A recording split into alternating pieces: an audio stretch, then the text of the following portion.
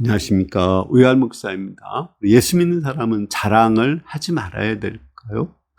고린도후서에서는 자랑을 하는 사도 바울의 모습이 많이 나오고 또 자랑을 하고 있습니다. 중요한 것은 어떻게 자랑하느냐, 이게 중요한 거죠. 오늘 말씀을 통해서 우리가 어떻게 자랑해야 되는지, 예수 믿는 사람들의 자랑하는 법을 배울 수 있기를 원합니다. 오늘 말씀은 고린도후서 10장 12절에서 18절입니다. 우리는 자기를 칭찬한 어떤 자와 더불어 감히 짝하며 비교할 수 없노라. 그러나 그들이 자기로서 자기를 헤아리고 자기로서 자기를 비교하니 지혜가 없도다. 그러나 우리는 분수 이상의 자랑을 하지 않고 오직 하나님이 우리에게 나눠주신 그 범위의 한계를 따라서 하노니 곧 너희에게까지 이른 것이라. 우리가 너에게 미치지 못할 것으로 스스로 지나쳐 나아간 것이 아니오 그리스도의 복음으로 너희에게까지 이른 것이라. 우리는 남의 수고를 가지고 분수 이상의 자랑을 하는 것이 아니라 오직 너희 믿음이 자랄수록 우리의 규범에 따라 너희 가운데서 더욱 풍성해지기를 바라느라. 이는 남의 규범으로 이루어 놓은 것으로 자랑하지 아니하고 너희 지역을 넘어 복음을 전하려 함이라. 자랑하는 자는 주 안에서 자랑할지니 옳다 인정함을 받는 자는 자기를 칭찬하는 자가 아니요 오직 주께서 칭찬하시는 자니라. 아멘. 우리가 자랑할 때 첫 번째 자랑하는 것은 한계를 따라서 자랑해야 돼요.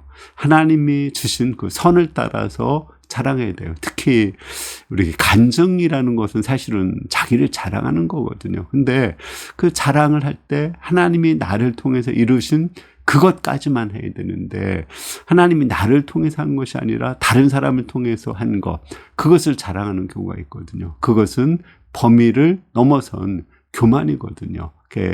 간증이 거짓말이 되고 과장이 될 수가 있어요. 그러니까 우리는 하나님이 나에게 베푸신 그 은혜 안에서 은혜까지만 자랑을 해야 됩니다. 그리고 그 자랑을 해야 되는 이유는 뭐냐면 내가 자랑할 때 또 내가 복음을 전한 그 상대방도 또 나를 자랑해요. 그러면 다른 사람들이 나를 존중히 여기게 되고 내가 복음을 전하는데 힘을 얻게 되거든요.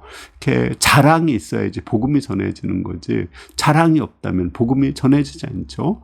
예를 들어서 우리가 예수 그리스도가 최고다, 우리 하나님이 최고라고 자랑해야 예수님을 전할 수 있는 거고 내가 속한 교회가 정말 자랑스럽고 좋은 교회라고 생각해야 그 교회의 성도들을 인도할 수가 있는 것입니다. 따라서 우리가 믿음이 성장할수록 우리의 자랑이 커져야 되는 거거든요.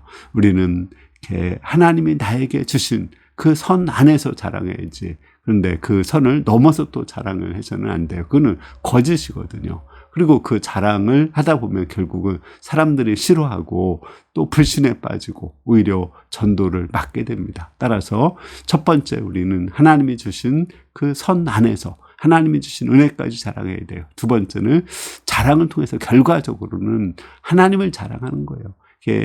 나를 통해서 이루신 역사를 자랑하지만 그 이루신 분은 하나님이잖아요. 우리 하나님이 대단하다, 하나님이 크시다, 하나님이 정말 좋으신 분이다, 하나님이 능력이 있다, 하나님은 불가능을 가능하게 하신다. 그것을 우리가 자랑하는 것입니다. 우리가 하나님을 자랑하고 높일 때 하나님께서 영광을 받으시게 되는 거죠. 그래서 우리가 자랑하는 자는 주 안에서 자랑하라고 했죠.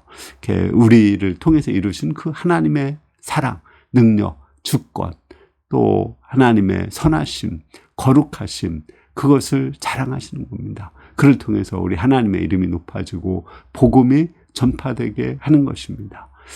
결과적으로 나를 자랑하면 안 돼요. 하나님을 자랑해야 돼요. 그러니까 하나님이 나에게 주신 것만 자랑해서 하나님이 높아지고 그를 통해서 복음이 더 힘있게 전파될 수 있기를 기도합니다. 감사합니다.